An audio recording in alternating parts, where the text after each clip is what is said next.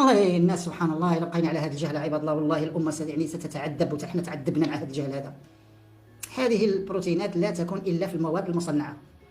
القمح تكون فيه حشرات خاصة به، وهذا القمح لما تكون فيه حشرات يعني راه الناس كيسوسوه وكتمشي الحشرات كيطحنوه وكياكلوه منذ أن خلق الله الإنسان.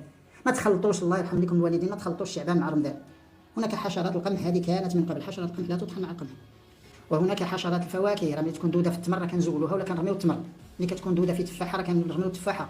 يعني لا يتعلق الامر بهذه الديدان وهذه الحشرات يا عباد الله، الامر يتعلق بحشرات يعني هذه تربى وتنتج مثل الدجاج، تنتج بكثره والاف الاطنان وتطحن. لماذا تطحن؟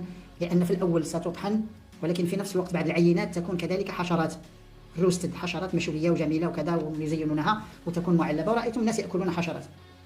سيأتونكم بممثلين وبأطباء وببعض باحثين يأكلون حشرات أمام الكاميرا، وسيأتونكم بمضللين يقولون لكم بأن الحشرات ممكن تستهلك، وسيأتون لكم بالتأصيل التاريخي أن الإنسان كان يأكل الحشرات، وسيأتون لكم بفقه مثل هذا الشخص في بزاجرة العرب اللي خرج لنا ما عرفناش منين خرج، اللي تيقول لك الحشرات فيها 40 نوع من الحشرات ممكن نستهلكها. ما عرفتش هذا الفقه منين جاي بوحدو، هذا الفقه نزل عليه غير بوحدو. لماذا أنا قلت بأن الحديث لا ينتظر؟ لأن الأشياء التي قلتها فهي ثابتة، ولذلك المحاضرات خذوا معلومات وسجلوهم في ورقة تبقى معكم، لأن سيكثر ولقد كثر الحديث والضجيج والضوضاء والمصائب. إعلامنا بدأ يروج للحشرات والديدان. أنا سمعت إذاعة في المغرب بدأت تتكلم عن الحشرات يعني بطريقة إيجابية، وبعد 3 أيام أو 4 أيام يطلع لنا واحد في إذاعة ولا في تلفزيون بدا يقول لنا الإنسان عاش على الحشرات، هكذا طاحت من السماء، الإنسان عاش على الحشرات. يعني سبحان الله، ويبداو يعني يدوخوا الناس، لأن لما يقول لك الإنسان كان يأكل الحشرات وعاش على الحشرات، لماذا الصينيين يأكلون الحشرات؟ هذا هو الحديث الآن، الصينيين يأكلون الحشرات والصينيين يأكلون الحشرات ويأكلون الأشياء، ولماذا الصينيين يأكلون الديدان والأفارقة يأكلون الحشرات ويأكلون الديدان، وهذا حديد حديد حديد حديد، وغادي يدخلوها لكم المخاخكم، يعني لا إله إلا الله بالعافية. انتبهوا انتبهوا انتبهوا انتبهوا، هذه الأشياء لا تكون إلا في المواد المصنعة، ما تكونش في المواد الخام، الخضر والفواكه والحبوب والحمص والفول والعدس، هذه أشياء لا تكون، لا يمكن. ولذلك هم الآن سيبيعون هذه الأشياء على شكل خلطات وعلى شيء مهيأ. لماذا؟ لكي تضاف إليه مثلا دقيق القمح. إذا اشتريت قمح وطحنته جيد، إذا اشتريت دقيق القمح محتمل، أقول محتمل، تكون فيه حشرات، لأنها ستعمم في أوروبا، جميع الدقيق ستكون فيه، ستعمم جميع الدقيق ستكون فيه حشرات وديدان، نكونوا واضحين. ثم ستكون في البسكويت وفي النقانيق وفي المعجيج، ستكون أكيد. ثم ستكون كذلك في المواد المخصصة للأطفال، وسيركزون على مواد الأطفال، الكعكات والحلويات والبسكويت، سيركزون على هذه الأشياء. هذه النقطة الأولى، فاحذروا. الأولى، احذروا الشيوخ الذين يتكلمون عن الحشرات، لا تسمعوا لهم. الحمد لله احنا بدات عندنا واحد البداية مزيانة في المغرب، ولذلك شجعت هذا السي عبد الله النهاري جزاه الله خيرا. بدات عندنا بداية جيدة. الخطاب ديال السي عبد الله النهاري إذا سمعتوا ليه، راه تكلم على هذا الشيء تكلمت عليه أنا، كل مستقدر، كل خبيث، كل مضر، كل من الاشياء التي تغير كرامه الانسان، هذه تكلم عليها السي عبد الله النهاري. هذه البدايه في المغرب جيده، بدات عندنا بدايه الحمد لله جيده. الى في المغرب ظهر لنا شيء، خرج لنا من جنب شي شيخ من دوك الشيوخ الغريبين، يعني كل شيء ممكن. يطلع لنا واحد اللي يعطيوه التلفزيون ويعظموه ويمجدوه ويشكروه، ويعطيوه التلفزيونات ب3 يتكلم بان الحشرات يعني ممكن نتغذى عليها، وربما يعطوه اموال، وربما يضغطوا عليه، يعني كل شيء وارد يعني. فاحذروا الشيوخ الذين يتكلمون عن الحشرات والديدان. القاعدة العامة أنها غير مقبولة في ديننا، يقول اللي بغى.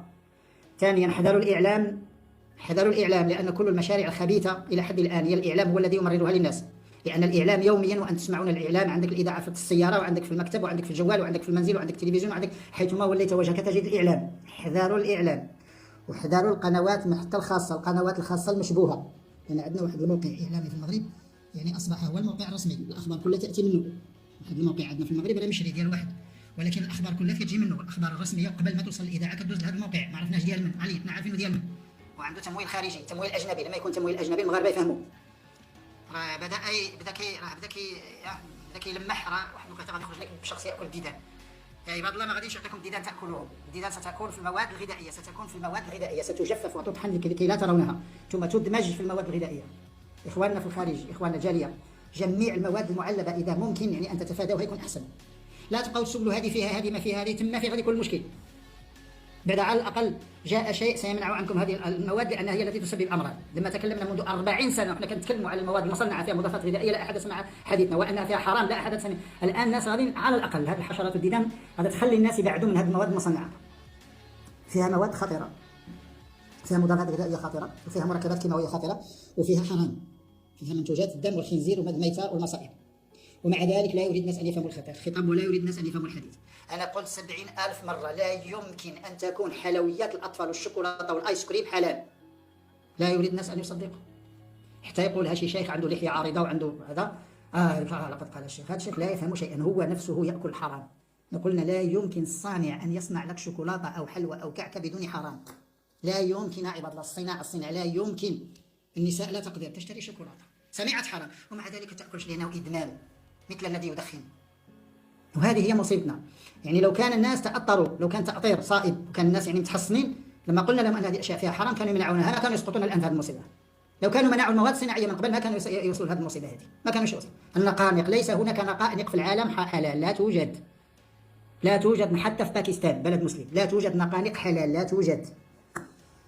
الناس يأكلون يوميا حتى في بعض الأطباق، النقانق زائدة.